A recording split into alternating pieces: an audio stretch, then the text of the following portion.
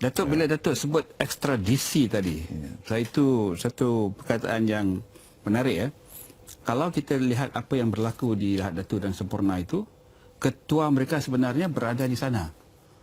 Bolehkah kita bawa mereka datang kemari? Ketua yang di sana itu, bolehkah kita bawa dia kemari atas dasar ekstradisi tadi? Saya telah pun mengemukakan masalah ini kepada Setiausaha Luar Filipina. Saya kata bahawa ketua mereka telah pun memberi kenyataan-kenyataan yang boleh membangkitkan kemarahan dan kebencian. Ini inciting. Dan apakah pihak Filipina mempunyai undang-undang supaya mengirit beliau ke hadapan mahkamah dan diambil tindakan yang sewajarnya? Sekiranya tidak, saya katakan kemungkinan Malaysia akan meminta supaya pihak Filipina menyerahkan beliau pada kita. Kalau saya tanya dengan lebih jelas ya YB ya, kita kalau boleh mahukan yang bernama Kiram itu ya, untuk Kiram, untuk dibawa di sini. Yang di sini pun Kiram juga. Tapi yang di sana itu abang dia. Abang dia.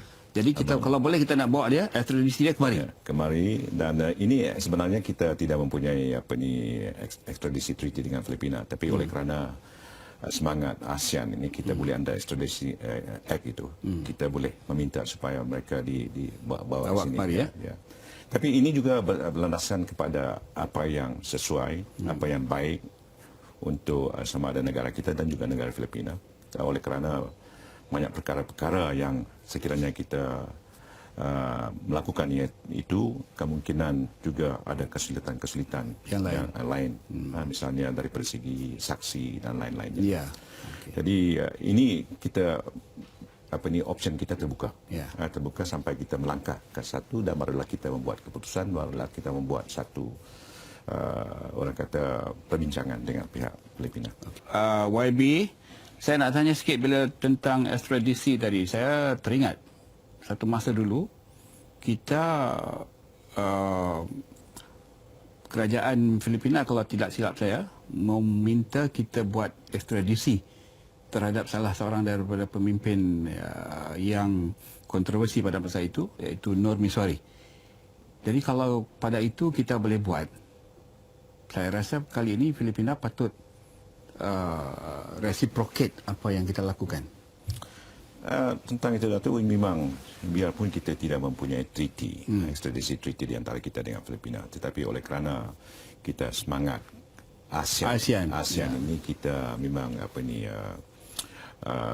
mencari jalan, dan kita hubungan yang begitu rapat dengan Filipina, dan apa juga kepentingan Malaysia dan juga kepentingan Filipina dan kepentingan ASEAN, boleh kita mencari jalan untuk kalaupun tidak mempunyai ekstradisi treaty itu, tapi kita boleh mengantar atas keperluan-keperluan yang tertentu. Dan ianya pun pernah dilakukan tentang Nur Miswari ini. Ya. Jadi juga tentang yang Datuk sebutkan awal-awal tadi, why now?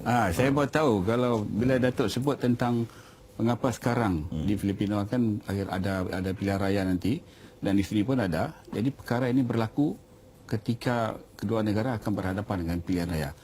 Dalam telekan Menteri Luar Malaysia, mengapa sekarang perkara ini berlaku? Agaknya. Ini di antara pertanyaan utama. Saya tanya pada diri saya, kenapa? Why now? Why now? Sedangkan itulah kata ini, tuntutan ini sudah laku. Dan why now ini sedangkan kita akan menghadapi pilihan raya. Dan juga negara Filipina juga akan menghadapi pilihan raya.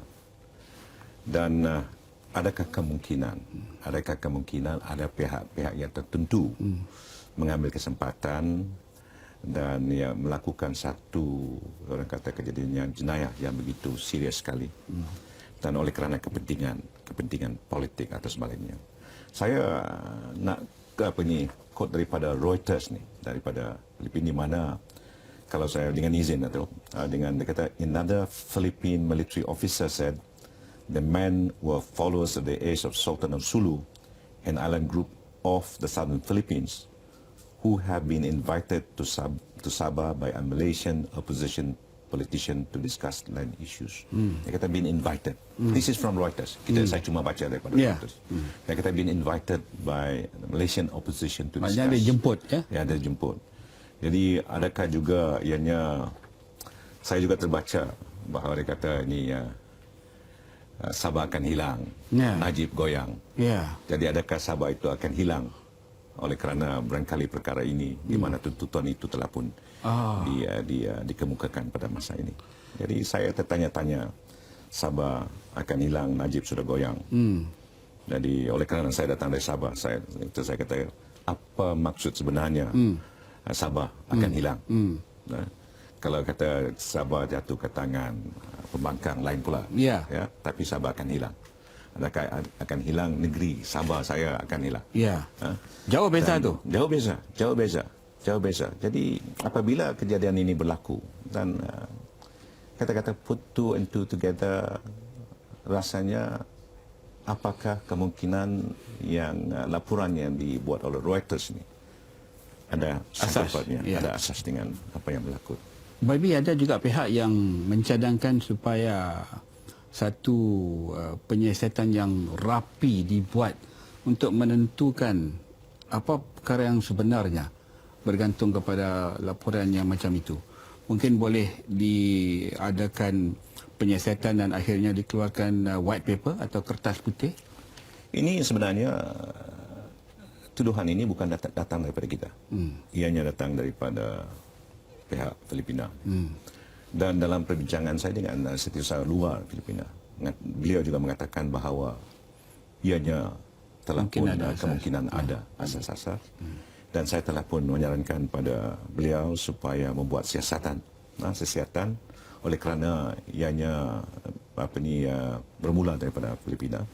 Dan oleh itu ada baiknya kalau kita bekerjasama untuk mencari maklumat-maklumat sama ada ianya ini betul atau tidak. Kerana ianya melibatkan hubungan bilateral, dua hala dengan negara Filipina.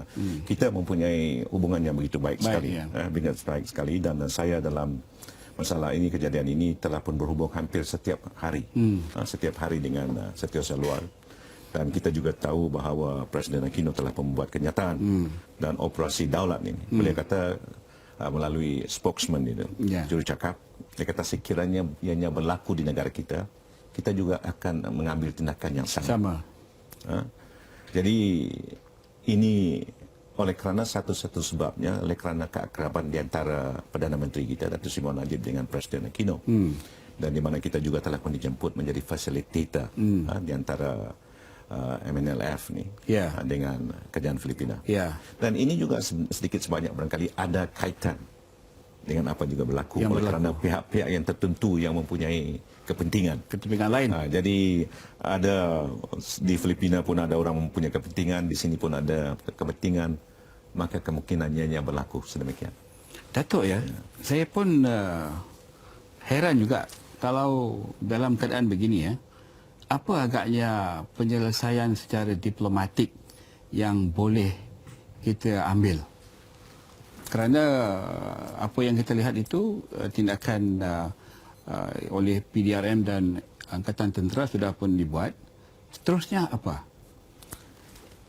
Kita telah pun di antara penemuan dengan pihak pengganas ini menemui jalan yang buntu. Dan Presiden Filipina telah pun menyeru dan tidak diambil kira dan diabaikan oleh pihak tertentu ni, pihak pengganas ini.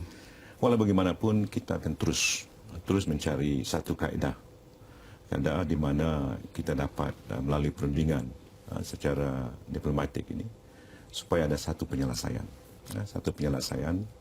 Oleh kerana rakyat Sabah, rakyat Malaysia ingin melihat bahawa perkara ini akan diselesaikan dengan secepat dan sebaik mungkin. Jadi oleh itu kita tidak menolak tentang rundingan-rundingan melalui diplomatik, efforts apapun channel ni. Dan sewaktu perjalanan saya ke sini juga pihak setiausaha luar Filipina juga menghubungi saya bahawa dia mengatakan kita tidak seharusnya putus asa dengan rundingan-rundingan yang gagal setakat ini. Jadi kita akan teruskan. Tapi walau bagaimanapun saya telah pun menyarankan kepada beliau bahawa operasi untuk mempertahankan kedaulatan negara kita, keutuhan wilayah kita dan maruah kita akan teruskan. Operasi daulat sekiranya diperlukan diteruskan, teruskan. Tapi perundingan juga boleh diteruskan. Ya, ini yang telah kita bersetuju. Datuk, dalam perbincangan antara polis dan pihak pengganas sebelum tindakan semalam, saya kira Wisma Putra pun pasti memberi sumbangan ataupun ideas kepada polis untuk bercerita dengan pengganas ini macam mana nak menyelesaikan tanpa pertumpahan darah.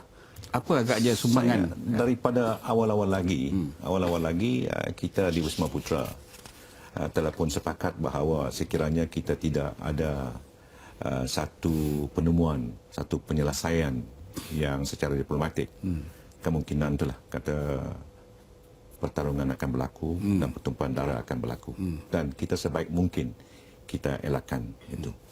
Dan usaha demi usaha yang saya katakan awal-awal tadi lagi bahawa kita telah pun, orang kata deadline kita extend empat kali. Empat kali semata-mata bahawa kita tahu bahawa kalau tidak ada penyelesaian dengan pengganas ini, maka apa yang berlaku yang saya katakan tadi, yang sangat kita sedih dan sangat kita kesal, itu yang akan akhirnya akan berlaku. Jadi semua ini tidak diambil kira oleh pengganas-pengganas. Dan saya bersetuju tindakan yang telah pun diambil oleh pihak polis dan tentera dalam operasi daulat ini adalah tepat. Tepat oleh kerana rakyat kita menuntut supaya kita mempertahankan kedaulatan kita. Jadi apa yang dilakukan oleh kerajaan Malaysia, oleh polis dan tentera, saya ingat itulah yang dikendaki oleh rakyat Malaysia. Kalau kita lihat daripada apa yang berlaku, Datuk, saya kira kalau 4 kali sudah kita pindah deadline, kata tarikh yang mana kita patut bertindak, kita tak bertindak, kita 4 kali kita sudah ubah. Maknanya kita sudah bertindak dengan penuh kesabaran.